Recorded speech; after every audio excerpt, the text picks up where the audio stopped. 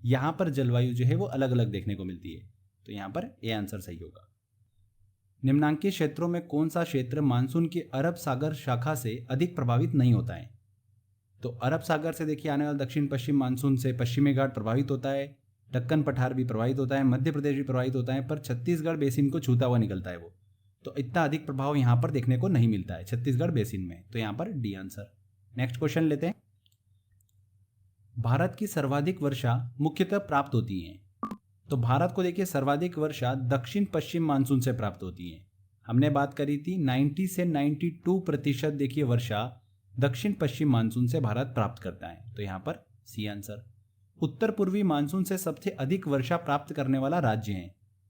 तो उत्तर पूर्व देखिए मानसून से सबसे अधिक वर्षा देखिए तमिलनाडु प्राप्त करता है। C answer.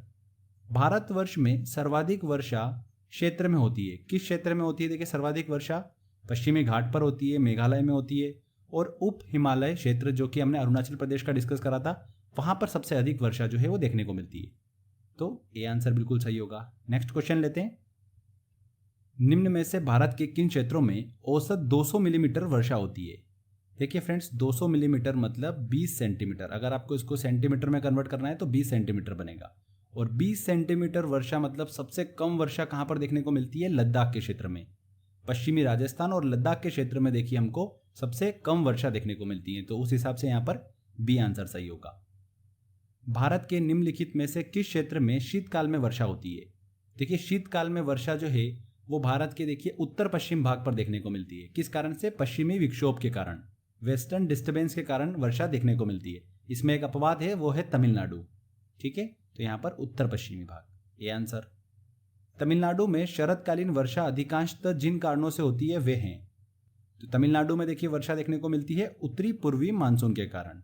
सी आंसर। हमने देखिए अच्छे से डिस्कस कर रखा है। अगर आपने थ्योरी सेक्शन ध्यान से देखा होगा और समझा होगा तो सारे क्वेश्चन आपसे बड़ी आसानी से बन रहे होंगे। भारत के भूभाग के कितने प्रतिशत भाग पर 75 सेंटीमीटर से कम वर्षा होती है? तो हमने डिस्कस करा था 35% भाग पर देखिए फ्रेंड्स 75 सेंटीमीटर से कम वर्षा होती है। भारत की जलवायु है। भारत की जलवायु देखिए कैसी है? मानसूनी जलवायु। मानसूनी जलवायु क्यों बोलते हैं? क्योंकि देखिए भारत में ऋतु परिवर्तन के साथ में हवा की डायरेक्शन जो है वो चेंज हो जाती है, इसीलिए मानसूनी शब्द जो है वो यूज किया जाता है। तो ध्यान रखिएगा, मानसूनी जलवायु है। गर्म मौसम के दौरान भारतीय उपमहाद्वीप पर निम्नलिखित में से किस क्षेत्र में निम्नतम दाब रहता है? देखिए मौसम अगर गर्म होगा तो दाब निम्न हो जाता है, और सबसे अधिक देखिए गर्मी देखने को मिलती है भारत के पश्चिमोत्तर भाग पर। तो देखिए पश्चिमोत्तर भारत में सबसे अधिक गर्मी देखने को मिलती है, इस वजह से वहां पर दाब जो है वो कम हो जाता है। ठीक है फ्रेंड्स, तो यहाँ पर सी आंसर बिल्कुल सही आंसर होगा। अक्टूबर और नवंबर के महीने में भारी वर्षा होती है। अक्टूबर नवंबर में देखिए कहां पर भारी वर्षा होती है? कोरोमंडल तट पर भारी वर्षा देखने को मिलती है उत्तर पूर्वी मानसून के कारण। C answer. उत्तर पूर्वी मानसून से किस प्रदेश में वर्षा होती है? उत्तर पूर्वी मानसून से देखिए तमिलनाडु में वर्षा देखने को मिलती है। दक्षिणी पश्चिमी मानसून की अवधि के दौरान तमिलनाडु सूखा रहता है, क्योंकि क्या कारण है कि देखिए दक्षिण पश्चिम मानसून जब भारत में आता है, ठीक है, यहाँ से भारत में जब इंटर करता है वो, तब तमिलनाडु जो है वो देखिए सूखा रहता है। इसका कारण क्या है? तमिलनाडु का वृष्टि छाया क्षेत्र में स्थित होना, यही इसका कारण है, जो कि हमने अच्छे से डिस्कस कर रखा है। ठीक है, चलिए अगला क्वेश्चन लेते हैं। दक्षिण पश्चिम मानसून निम्न में से किस प्रदेश में सर्वप्रथम प्रवेश करता है? तो देखिए सबसे पहले कहां पर पहुंचता है दक्षिण पश्चिम मानसून? केरल तट पर पहुंचता है। 1 जून के आसपास देखिए पहुंचता है केरल तट पर। तो यहां पर डी आंसर सही होगा। साथ ही फ्रेंड्स अगर देखिए केंद्रशासित प्रदेश की बात करें तो देखिए 25 मई के आसपास पहुंच जाता है अंडमान निकोबार पर। दक्षिण पश्चिम मानसून की जो शाखा भारत के देखिए स्थल भाग की तरफ आती है वो 2 भागों में बढ़ जाती है, एक अरब सागर शाखा और एक बंगाल की खाड़ी की शाखा। ठीक है, तो बंगाल की खाड़ी की जो शाखा है वो देखिए सबसे पहले 25 मई के आसपास पहुंच जाती है अंडमान निकोबार पर। तो उस चीज को भी ध्यान रखिएगा। देश के किस भाग में मानसून के अरब सागर एवं बंगाल की खाड़ी दोनों ही शाखाओं से वर्षा होती है?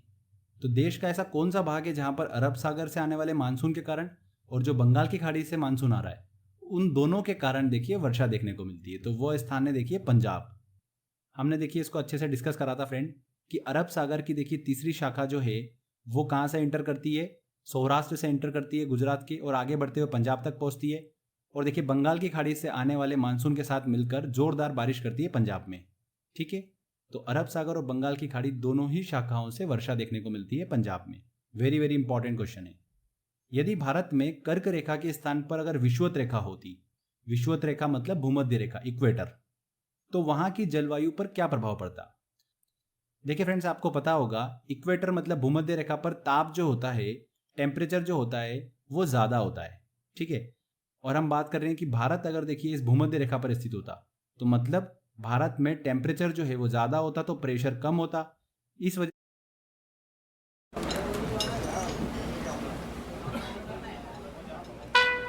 सर और कुछ सॉफ्ट ड्रिंक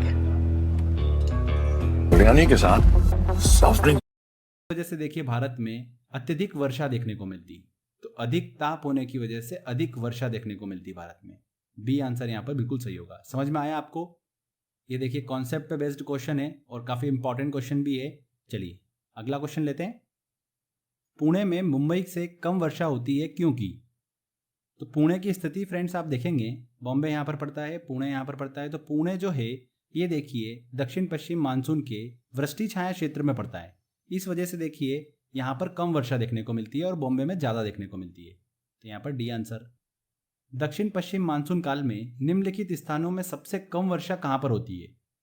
देखिए कोलकाता में वर्षा होती है, मैंगलोर में भी होती है, देखिए दिल्ली में भी होती है, चेन्नई जो है ये देखिए तमिलनाडु की राजधानी है और दक्षिण पश्चिम मानसून का प्रभाव तमिलनाडु पे नहीं देखने को मिलता है, तो यहाँ पर चेन्नई में देखिए सबसे कम वर्षा होती है। विश्व में सर्वाधिक वर्षा मौसिन राम में होने का कारण है, तो मौसिन राम में देखिए सबसे ज्यादा वर्षा क्यों होती है, उसका कारण क्या है? वहां पर देखिए पहाड़ियों की कीपकार आकृति, इस वजह से देखिए वहां पर सर्वाधिक वर्षा देखने को मिलती है। चेन्नई में जाड़ों में वर्षा होती है, तो चेन्नई में देखिए ठंड के टाइम में वर्षा क्यों होती है? उत्तर पूर्वी मानसून के कारण। B answer. नेफोमीटर से किसका मापन किया जाता है? देखिए ध्यान रखिएगा फ्रेंड्स, नेफोमीटर से बादलों की गति का मापन किया जाता है। ठीक है, इस चीज को ध्यान रखिएगा, इंपॉर्टेंट है। अक्टूबर और नवंबर के महीने में कहाँ अधिक वर्षा होती है? अक्टूबर और नवंबर के महीने में देखिए कोरोमंडल तट पर वर्षा देखने को मिलती है, उत्तर पूर्वी मानसून के कारण। D answer. चलिए अगला क्वेश्चन लेते हैं। इनमें से किस राज्य में पश्चिमी विक्षोभ के कारण वर्षा होती है? वेस्टर्न डिस्टर्बेंस के कारण देखिए कहां पर वर्षा देखने को मिलती है फ्रेंड्स? पंजाब में। बी आंसर यहां पर सही होगा। भूमध्य सागर से उठा देखिए तूफान आगे बढ़ता है, भारत पहुंचता है, क्या कहलाता है? पश्चिमी विक्षोभ। भारत में सर्वाधिक वर्षा मुख्यतः प्राप्त होती है, भारत में सर्वाधिक वर्षा देखिए दक्षिण पश्चिमी मानसून से प्राप्त होती है। नेक्स्ट देखिए, निम्न में से कौन सा कथन सही है? दक्षिणी भारत से उत्तरी भारत की ओर मानसून की अवधि घटती है। बिल्कुल सही। देखिए फ्रेंड्स, दक्षिणी भारत से उत्तर भारत की तरफ आते जाते हैं तो देखिए मानसून की अवधि जो है वो घटती जाती है। अगला पॉइंट देखिए, उत्तरी भारत के मैदानों में वार्षिक वृष्टि की मात्रा पूर्व से पश्चिम की ओर घटती है, तो यहां से देखिए उत्तरी मैदानों की बात करें तो पूर्व से पश्चिम की ओर बिल्कुल घटती जाती है। दोनों पॉइंट यहां पर देखिए बिल्कुल सही होंगे, तो एक और दो दोनों, बी आंसर सही होगा। नेक्स्ट क्वेश्चन लेते हैं। भारत की जलवायु पर निम्न में से किसका प्रभाव नहीं पड़ता है? देखिए अक्षांशों पर डिपेंड करती है, बिल्कुल समुद्र से निकटता पर भी डिपेंड करती है, महासागरीय धारा का देखिए कोई भी प्रभाव नहीं पड़ता है। C answer. भारत में दक्षिण पश्चिम मानसून की समय अवधि है, दक्षिण पश्चिम मानसून की समय अवधि क्या है? जून से सितंबर। ये आंसर। आम्र वर्षा है, आम्र वर्षा क्या है? देखिए फ्रेंड्स, बिहार और पश्चिम बंगाल में मानसून से पहले होने वाली वर्षा जो कि आम की फसल के लिए बहुत ज़्यादा उपयुक्त होती है, इसीलिए इस वर्षा को आम्र वर्षा कहा जाता है। तो यहाँ पर बिहार और पश्चिम बंगाल में मानसून से पहले होने वाली वर्षा। चलिए अगला क्वेश्चन लेते हैं। निम्न में से कौन सा कथन सही है? देखिए कथन है भारत के पूर्व में चावल की खेती अधिक होती है, तो भारत के देखिए पूर्वी भाग में चावल की खेती अधिक होती है। कारण इसका यह है कि भारत के पूर्व में पश्चिम से अधिक वर्षा होती है। भारत के देखिए पूर्व में, ये भारत है तो इसके देखिए पूर्वी भाग में अत्यधिक वर्षा देखने को मिलती है, इस वजह से वहां पर चावल की खेती अधिक होती है। तो कथन बिल्कुल सही है, कारण भी बिल्कुल सही है, और कारण जो है वो देखिए कथन की यहाँ पर सही व्याख्या करता है। तो कथन सही है और कारण उसकी व्याख्या करता है। बी आंसर बिल्कुल सही होगा। रेगिस्तान में बादल क्यों नहीं बरसते हैं?